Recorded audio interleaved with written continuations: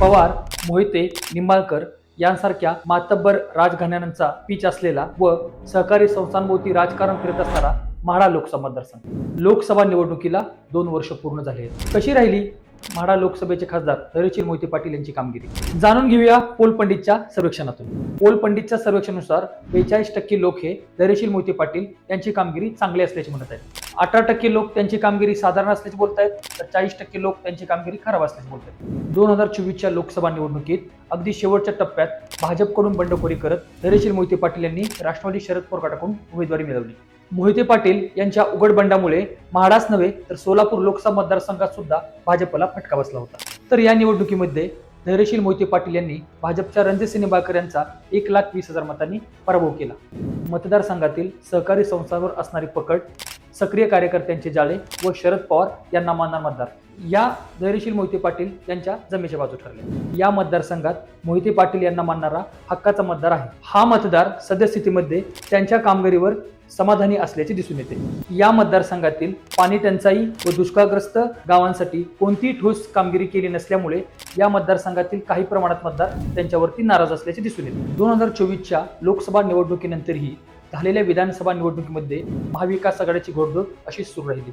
6 पैकी 3 मतदारसंघामध्ये राष्ट्रवादी शरद पवार गट पक्षाचे आमदार निवडून आले, तर शेतकरी कामगार पक्ष, अजित पवार गट भाजप यांना प्रत्येकी एका मतदारसंघामध्ये यश मिळवता आले. परंतु लोकसभा विधानसभा निवडणुकीनंतर काहीसं चित्र बदललेलं दिसलं. स्थानिक स्वराज्य संस्था निवडणुकीमध्ये मोहिते कुटुंबाला मोठा धक्का बसायला दिसला.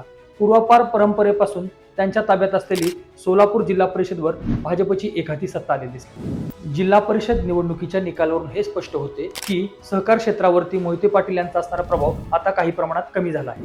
दुसरीकडे पालकमंत्री जयकुमार गोरे, माजी आमदार राम सातपुते हे मोहिते पाटील यांच्या गडाला सुरुंग लावण्यासाठी अतोनात प्रयत्न करत असल्याचे दिसून आले. म्हाड्याचे माजी आमदार बबनदादा शिंदे यांचे पुत्र रणजित शिंदे यांनी नुकताच भाजप पक्ष प्रवेश केला आहे. यामुळे भाजप पक्षाची ताकद काही प्रमाणात वाढली असल्याचे दिसून येते. खासदार धैर्यशील मोहिते पाटील व शरद पवार गट पक्षाचे इतर 3 आमदार यांच्यामध्ये समन्वयाचा अभाव असल्याचे दिसून येते. हीच गोष्ट भाजपच्या पत्त्यावर पडताना दिसून येत आहे.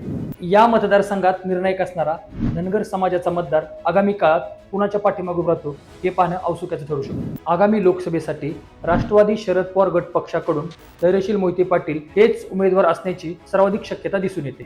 तर भाजपकडून माजी खासदार रणजितसिंह निंबाळकर, रश्मी बागल, रणजित शिंदे यांची नावं चर्चेत असल्याचे दिसून येते. एका बाजूला मोहिते पाटील कुटुंबाची असणारी ताकद व महाविकास आघाडीला मानणारा मतदार, तर दुसऱ्या बाजूला महायुतीची वाढलेली ताकद व घराणेशाही विरुद्ध असणारी सुप्त संघर्षाची लाट.